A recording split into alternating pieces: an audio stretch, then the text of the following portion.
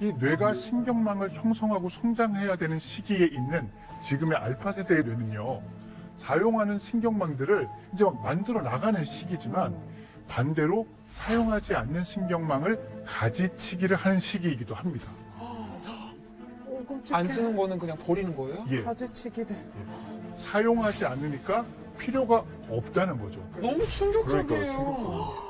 뇌를 그리고 아이들 걱정이 아니라 정말 제 자신도 맞아, 기억이 안 나고 막. 이렇게 사용하지 않으니까 만들어뒀던 가지들을 쳐내는 것. 그러니까 필요가 없으니까 쳐내는 거죠. 근데 이때 가장 큰 영향을 주는 것이 바로 디지털 기기의 사용이라는 거죠. 뇌의 작동이, 사고가 멈춤으로써 그동안 사용되지 않은, 그것이 반복적으로 축적된 신경망의 일부는 가지치기가 돼서 우리 뇌에서 사라져 가는 거죠.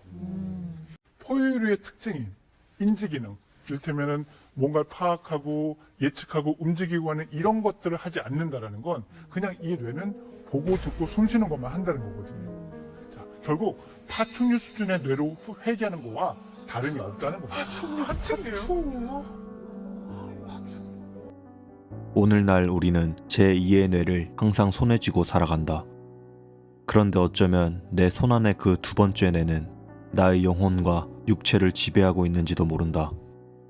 스마트한 세상, 과연 당신의 생각도 스마트한가? 과거 우리는 정보와 지식을 얻기 위해서는 독서를 하고 문맥을 파악했으며 밑줄을 긋고 글과 그림으로 메모도 하며 사고라는 것을 했다. 이렇게 능동적인 정보 수집과 충분한 사색의 시간을 통해서 우리의 뇌는 그야말로 스마트한 뇌가 될 수 있었다. 생각을 정리하는 훈련이 될 수밖에 없었던 것이다. 하지만 스마트해진 세상 속에서 우리 머릿속에 범람하듯 쏟아진 무수한 정보와 생각을 스마트하게 정리할 수 있는 사람들은 얼마나 될까? 우리는 모든 궁금증에 대한 정보를 스마트 기기를 통해서 즉각적으로 찾을 수 있는 시대에 살고 있다. 정보의 접근성은 혁신적으로 발달하고 있는 것이다.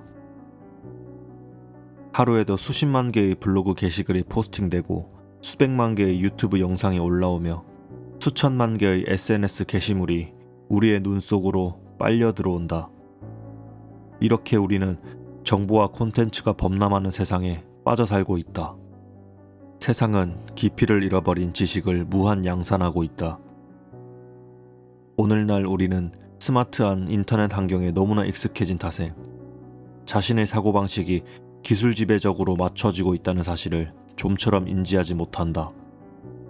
스마트폰으로 인한 정보나 지식의 접근성이 유용해진 것은 분명한 혜택이라고 할 수 있겠으나 큰 문제는 대부분은 그 용도가 빠른 콘텐츠 소비 위주로 이어지고 있다는 것이다.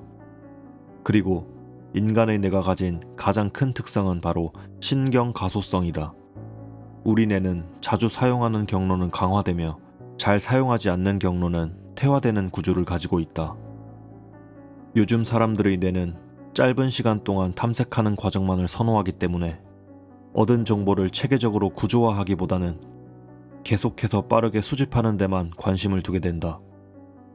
결과적으로 지식을 채우는 과정이 생략된 뇌의 지적 공간은 텅텅 비어있게 된다. 비록 뇌 신경 가소성 덕분에 다양한 정보를 빠르게 대응하는 능력이 강화된다 하더라도 이러한 반복이 계속해서 유지될수록 지식 습득, 논리적 분석력, 비판적 사고, 상상력 및 반성 등의 고등 사고력은 더욱 약화될 것이 분명하다. 우리가 인터넷 환경의 혜택을 얻는 대신 사고의 빈곤함을 대가로 치러야 한다면 기술은 인간을 풍요롭게 하는 것이 아니라 되려 피폐하게 만드는 셈이다.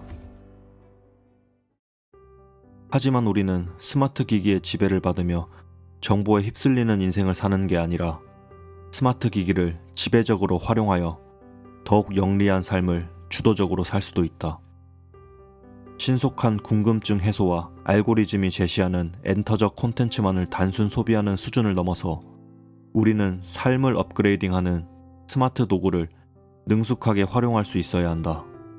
요즘은 내가 의지만 있다면 너무나 쉽게 이러한 툴을 익히고 사용할 수 있다. 그것도 무료로. 내가 그동안 익힌 도구들 중에서 가장 큰 효과를 본 것이 바로 마인드맵이다.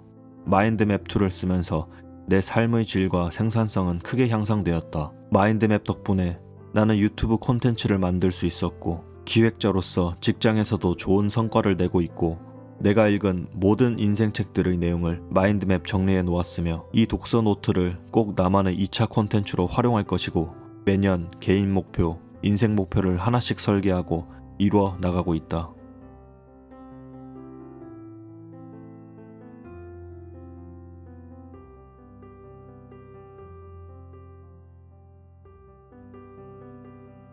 이렇게 삶의 모든 분야에서 우리는 마인드맵을 활용할 수 있다.